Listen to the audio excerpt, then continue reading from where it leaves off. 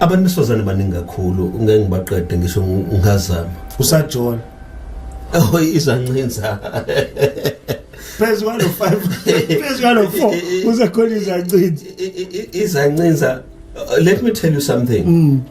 Uma ngase ngisuke la ngithi angisenazi izancinza ngoba ngizimoshile because ma kwamsele kungibanjwa ukuthi ngiyajola kuyothiwa wathi wena usajola. Angiyena umfundisi njengoba ngincenga amakholwa umnikelo wamakholwa ngiyindoda nje eqondile angincenge lutho lwamuntu ngiyasebenza yonke into that you see iza ngehard work yami. The mistake eyokuthi ngithi kublose angisajoli bese ukujola kwami ngikwenza isono because mangithanda intombi efanele ngiyithande ngiphumela obala ukuthi ngiyayithanda. Now sengiyacasha sengicashela wena engakutshela ukuthi angijoli angeke ngiyenze lo nto blose mina. Kodwa what we are saying ukuthi sithi silala nabantu besifazane sigudla yiqiniso. I can only say uNkulunkulu nabantu abangasekho bami babe khona ngesikhathi kwenzeka lokho ngoba mawubheka abantu engilale nabo ngifikelwe ibona because ngeke ngihlale la ngithi ngisizile angisizanga because ngangingazi ukuthi lo unesifo lo akanaso isifo.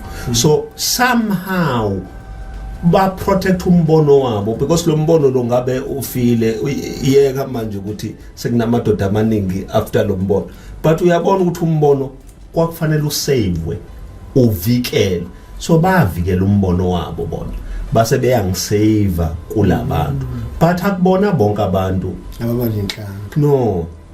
Abanye abantu bafa endleleni njengoba ngikhuluma nje baningi abantu abafile endleleni but guess what ngikhona ngiyaphila and ngisamile angimile ngoba ngihlakaniphile ngime ngoba abantu bakithi they chose ukuthi sizomvikela uMusa Mseleko but protecting the idea not mina per se. Hayi ke niyazivela uyatsho tata uMusa Mseleko uba ngeke athi yena akanawo ama-girlfriend okanye izancinza kodwa ke kuyo yonke into ibisenzeka mose siyayazi ba unabo abantwana osne unabo Mpilo utshatile bakhona ke nathi wayefuna ubachata kodwa ke abavuma naye ngomlomo wakhe uyatsho uba xa ejonga abantu esosukulala nabo abanye mose umuntu bengabazi ba lo uyagula lo akaguli kodwa yanguThixo kunye nezinyanya zakhe eziye zamsindisa ekubeni kuba afumane izifo.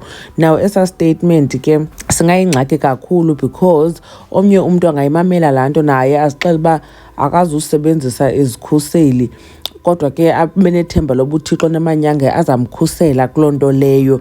So wacacisa ke yena ke wathi uyayazi ba abantu bangayithatha wrong lonto leyo. So yena ke yenzeka lonto kuba bezama uprotector ivision yakhe but ke akathi ba abantu mabahambe belala nabantu bethembele ngoba bazawusindiswa nguThixo namanyange kodwa ke uthi yena xa ejonga uthi wasindiswa ngabo ke ngoba abanye abantu basweleka kodwa ke na ke usekhona. Cinga ba le topic ibalekile kakhulu ke bethunani ngoba zizinto ezingafanele zithethwe. Thina sibona isithembu sisihle sesiglamorizer sesenziwa ifashion ngoku kanti zininzi izinto ezenzekayo ngoba kaloku this involves ulala nabantu abahlukahlukeneyo and ngeke uyazi umuntu othembakeleyo nongathembakelanga.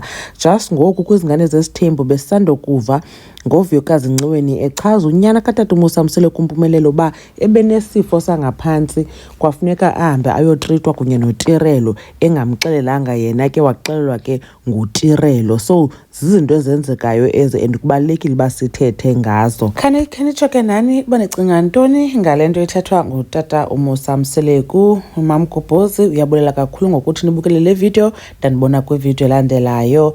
Bye.